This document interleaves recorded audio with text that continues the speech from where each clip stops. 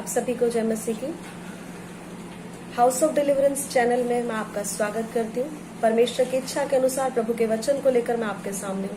विश्वास करती हूँ कि आज का वचन हम सुनने वाले हर एक व्यक्ति के जीवन में काम करेगा। एक छोटी सी प्रार्थना के साथ हम प्रभु के वचन को शुरू करेंगे। पिता परमेश्वर, हम आपका धन्यवाद करते हैं। इस समय प्रभु जी हम आपकी ओर ताकते हैं, आपकी ओर निहारते हैं। परमेश्वर प्रार्थना करते हैं प्रभु, जो वचन आपने दिया पिता वो सुनने वाले हर एक व्यक्ति के जीवन में आशीषों को लेकर आए। पिता प्रार्थना करते हैं पिता, ओ प्रभु इसे सुनने के द्वारा हमारे जीवन में जो भी बातें हैं प्रभु, उन सारी बातों के जवाब आपसे मिलने पाए। परमेश्वर सुनने वाला हर एक व्यक्ति आशीषित होने पाए। हर एक ऑनलाइन व्यूअर को परमेश्वर आपके हाथों में सौंपती हूँ पिता। ओ प्रभु जी, इस वचन के द्वारा आप सबसे बोलना और बातचीत करना। आगे का समय यीशु आपके हाथों में दे दे। धन्यवाद के साथ यीशु के नाम से मांग ले, आमीन। आज वचन जो हम मनन करने वाले हैं वो वचन है पहला शमूएल 17वां अध्याय और उसका 43 वर्ष। पहला शमूएल 17वां अध्याय उसका 43वां वचन आपके लिए वचन पढ़ूंगी मैं। तब पलिश्ती ने दाऊद से कहा, क्या मैं कुत्ता हूँ कि तू लाठी लेकर मेरे पास आता है? तब पलिश्ती अपने देवताओं के नाम लेकर दाऊद को कोसने लगा। फिर पलिश्ती ने दाऊद से कहा, मेरे पास आ, मैं तेरा मांस आकाश के पक्षियों और वन पशुओं को दे दूंगा। जो बाइबल के पढ़ने वाले, बाइबल के जानने वाले, वो जानते हैं कि यहाँ जिस बात के बारे में मैं, वचन के बारे में मैं बता रही हूँ वो है दाऊद और गोलियत। दाऊद कौन था, उसके व्यक्तिगत जीवन के बारे में कुछ बातें आपको बताऊंगी, फिर हम वचन में चलेंगे। दाऊद जो था वो एक चरवाहा था, भेड़ बकरियों को चराता था, जंगल में रहता था और वहां वो जंगल में रहते हुए परमेश्वर की आराधना करता था। इस समय शाऊल राजा था, जो इजराइल का पहला राजा था वो शाऊल था।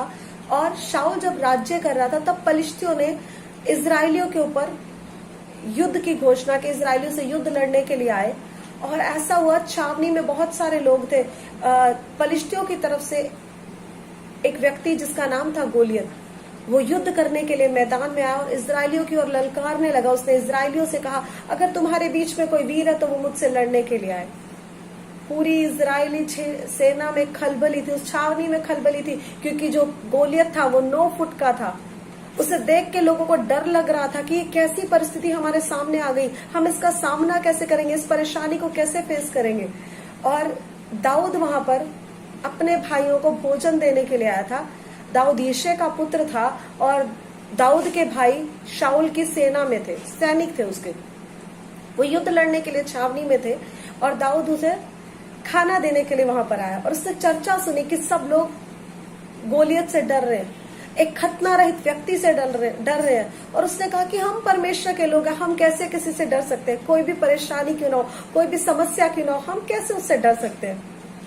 और यहाँ पर जब उसने इन बातों को सुना तो उसके मन में ये बात आई। उसने बोला कि उसने परमेश्वर की सेना को ललकारा, उसने हमें नहीं, उसने परमेश्वर की सेना को ललकारा। और जब ये बातें होने लगी तो इसकी चर्चा शाऊल तक पहुंची, जो कि इजराइल का पहला राजा था, जैसा मैंने आपको बताया।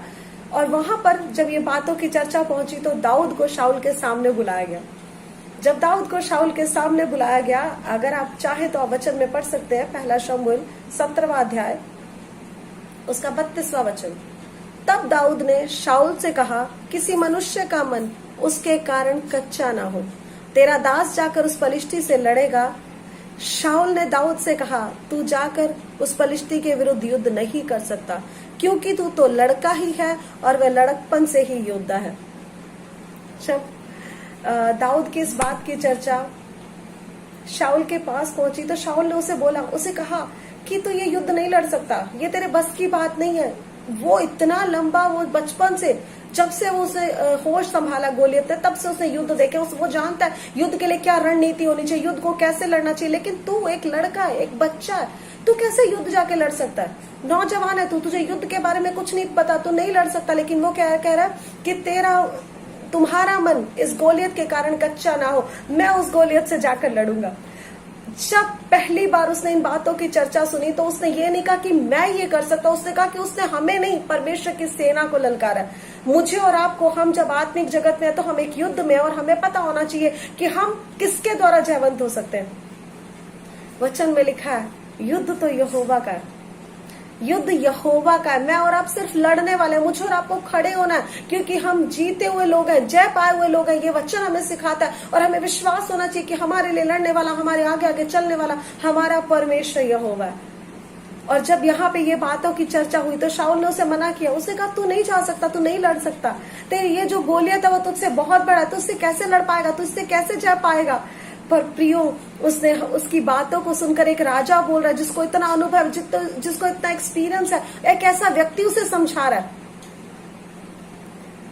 जब हम किसी समस्या में पड़े ना, तो मुझे और आपको ये ध्यान रखने की जरूरत है कि हमें किस व्यक्ति के पास जाकर उस बात को डिस्कस करना है, किस व्यक्ति के पास जाकर हमें ये सलाह मांगनी है, हम इस काम को करें कि नहीं करें। अगर आप शारीरिक लोगों के पास जाएंगे तो वो आपको भयभीत करेंगे, वो आपको डराएंगे। लेकिन अगर आप आत्मिक अनुभवी लोगों के पास जाएंगे जो प्रभु के साथ चल रहे हैं, वो आपको एनकरेज करेंगे और आपको कहेंगे कि परमेश्वर आपके लिए लड़ेगा, प्रभु आपके लिए चलेगा।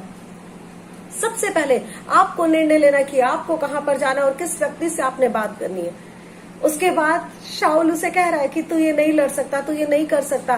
पर हमें लोगों के बोलने का, ना कहने का, उनकी इन बातों को अपने मन पर, अपनी बुद्धि पर नियंत्रण करने नहीं देना। हमें उन बातों को अनसुना करके परमेश्वर की आवाज को सुनकर वहां पर खड़े रहना, जैसा कि दाऊद ने किया।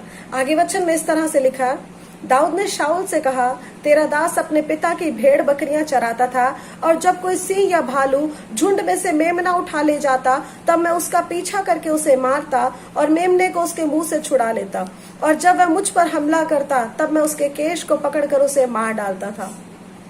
तेरे दास ने सिंह और भालू दोनों को मारा, और वह खतना रहित पलिश्ती उनके समान हो जाएगा, क्योंकि उसने जीवित परमेश्वर की सेना को ललकारा है। हालेलुया। परमेश्वर के अजीजों, मैं आपसे कहना चाहती हूँ, दाऊद शाऊल की बातों को सुनकर भयभीत नहीं हुआ। दाऊद शाऊल की बातों को सुनकर डरा नहीं, बल्कि उसने उन कामों को याद किया जो परमेश्वर ने पहले के समय में उसके साथ किए थे। आपको लग रहा होगा शेर और भालू से लड़ना तो बहुत आसान बात है, लेकिन जो दाऊद का कद था, ऐसा स्कॉलर्स कहते हैं कि उसका कद 4 फुट का था।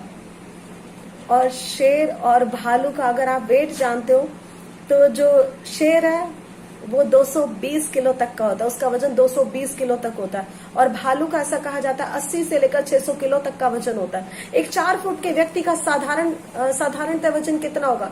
60 किलो, 70 किलो। लेकिन वो अपने से दुगने या तिगुने वजन वाले व्यक्ति से, जानवर से लड़ रहा है।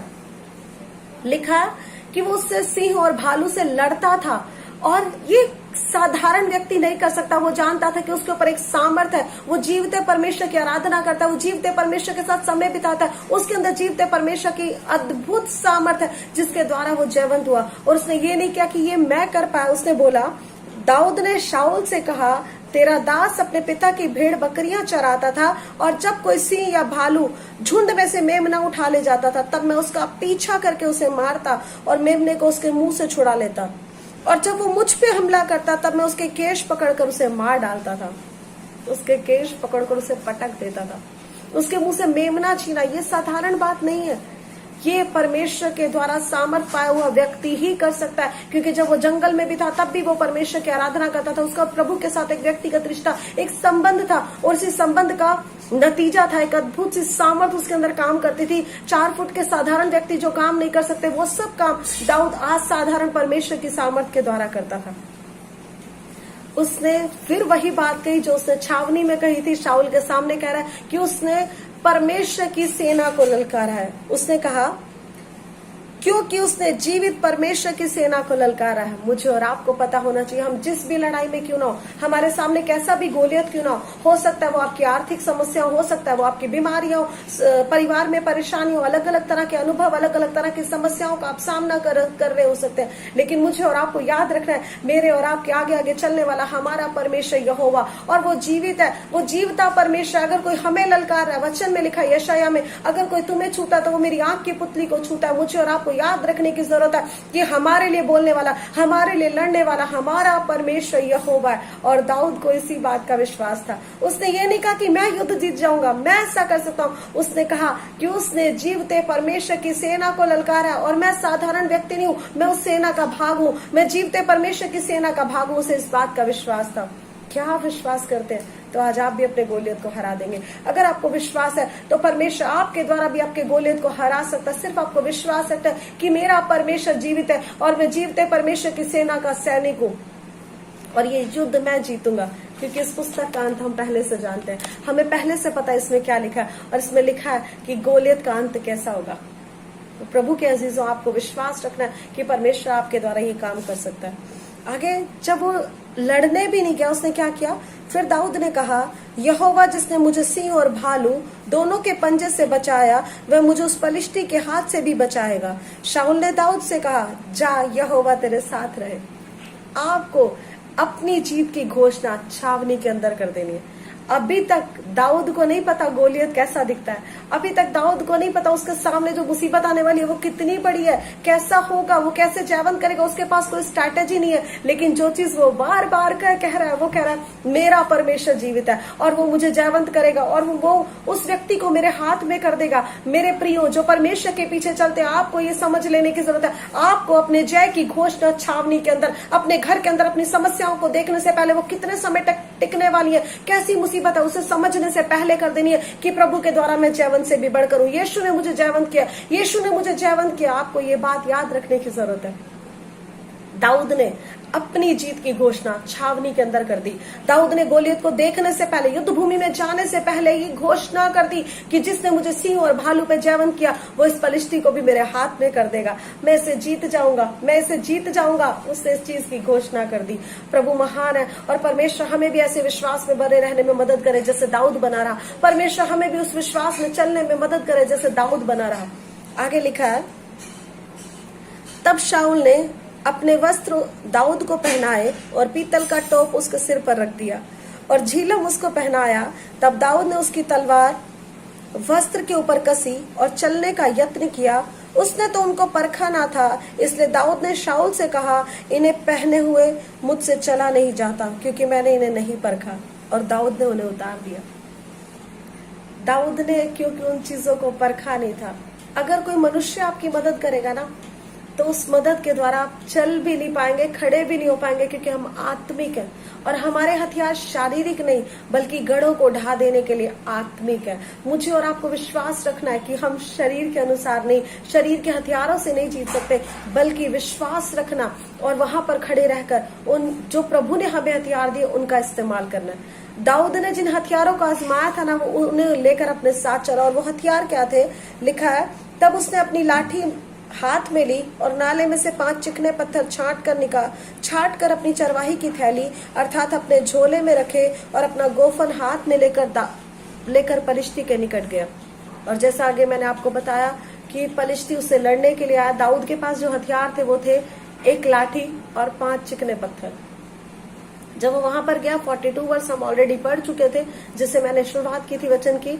वहां लिखा है, पलिश्ती ने क्या, तू मुझे कुत्ता समझकर ये लाठी लेकर मेरे पास आता है। और हमने आगे पढ़ा, उसने कहा कि मैं आकाश के पक्षियों को तेरा मांस खिलाऊंगा, वन पशुओं को तेरा मांस खिलाऊंगा। और यहाँ 45 वर्ष में ऐसा लिखा है, पहला शमूएल 17वां अध्याय 45 वर्ष। दाऊद ने पलिश्ती से कहा, तू तो तलवार और भाला और सांग लिए हुए मेरे पास आता है, परंतु मैं सेनाओं के यहोवा के नाम से तेरे पास आता हूँ, जो इजरायली सेना का परमेश्वर है, उसी को तूने ललकारा है। अभी दाऊद ने कोई हथियार नहीं चलाया, अपने गोलियत से बोलना शुरू किया। मुझे और आपको अपने गोलियत से बात करनी है। हमारी समस्या कैसी भी क्यों ना, अगर आप बीमार है तो आप घोषणा करें कि मेरा परमेश्वर यहोवा राफा, वो मुझे बचाने की सामर्थ रखता है। और मुझे ऐसा लगता है, मैं ऐसा विश्वास करती हूँ, हम जो प्रभु के पीछे चल रहे हैं, हमें ऐसा कहना है, वो मुझे बचाए या ना बचाए, दानियल की तरह, लेकिन वो ही मेरा परमेश्वर, मैं उसी की आराधना करूंगा, मैं उसी के पीछे चलूंगा। वो मुझे चंगा करे या ना करे, मेरे प्रियो विश्वास करें, आपके शब्द, आपकी घोषणा, आपका गोलियत से बात करना आपके जीवन, आपकी परिस्थितियों को बदल देगा। सबसे पहला काम जो आपको करना है, आपको छावनी के अंदर ही कह देना है कि मेरा परमेश्वर, उसने मुझे नहीं, मेरे परमेश्वर को ललकारा है और अपने परमेश्वर के द्वारा मैं जयवंत होऊंगा। दूसरा, आपके हथियार शारीरिक नहीं आत्मिक होने चाहिए, क्योंकि शारीरिक हथियार से आप आत्मिक जगत में युद्ध नहीं लड़ सकते। परमेश्वर ने हमें आत्मिक हथियारों से नवाजा है, तो आप आत्मिक हथियारों को अपने साथ लें। तीसरा, आपको अपने गोलियत से बोलना और बातचीत करना है, कि उसे बताना है कि मैं कौन हूँ। और मुझे ऐसा लगता है गोलियत से ज्यादा आपको अपने आप से बात करने, क्योंकि भय हमारे अंदर आता है जब हम समस्याओं में पड़ते हैं, परेशानियों में पड़ते हैं, तो आपको बोलने की जरूरत है कि मैं जीवते परमेश्वर की सेना का योद्धा हूं और मैं जय पाऊंगा। आपको अपने गोलियत से बात करनी। मेरे प्रियो, आप बात करना शुरू करें, परमेश्वर आपको जयवंत करेगा। आप बोलना शुरू करें, प्रभु आपकी मदद करेगा। और मैं विश्वास करती हूँ आज का वचन आपके जीवन में आशीष को लेकर आएगा। अगर हम परेशानियों में, अगर हम समस्याओं में, हमें खड़े होकर अपने गोलियत से बात करनी और युद्ध भूमि में जाने से पहले अपने जय की घोषणा कर देनी। प्रभु इन वचनों के द्वारा आपको आशीषित दे। जितने लोग मेरे इस वचन को सुन रहे थे, जो मेरे साथ जुड़े हुए थे, आपके लिए मैं प्रार्थना करना चाहती हूँ। एक क्षण हम आंखों को बंद करेंगे। परमेश्वर पिता, हर एक ऑनलाइन व्यूअर को जो हमें देख रहे थे, प्रभु आपके हाथों में सौंपते हैं पिता। प्रभु मैं इस समय हर एक व्यक्ति के लिए प्रार्थना करती हूँ पिता, इनके जीवन में कैसा भी गोलियत क्यों ना हो, कैसी भी समस्या क्यों ना हो, परमेश्वर इस वचन के द्वारा ये बलवंत होने पाए, जयवंत होने पाए पिता। और जिस भी युद्ध के मैदान में, आत्मिक जगत में, जहां पे भी इनकी लड़ाई चल रही है, उसमें प्रभु जी ये जयवंत होने पाए, ऐसी मैं घोषणा करती हूँ। अगर कोई बीमार है वो चंगा हो जाए। हर एक के ऊपर आशीषों को बोलती है, वचन जीवित होकर सबके जीवनों में काम करे। और अगर कोई गड्ढे में है तो ये वचन उसमें से उसे निकाल कर बाहर लेकर आए। धन्यवाद करती हूँ हमारी प्रार्थनाओं को सुनने के लिए। सारी महिमा आप ही को मिले, यीशु के नाम से मांगते हैं। आप सभी को जय मसीह की। प्रभु सभी को आशीष दे।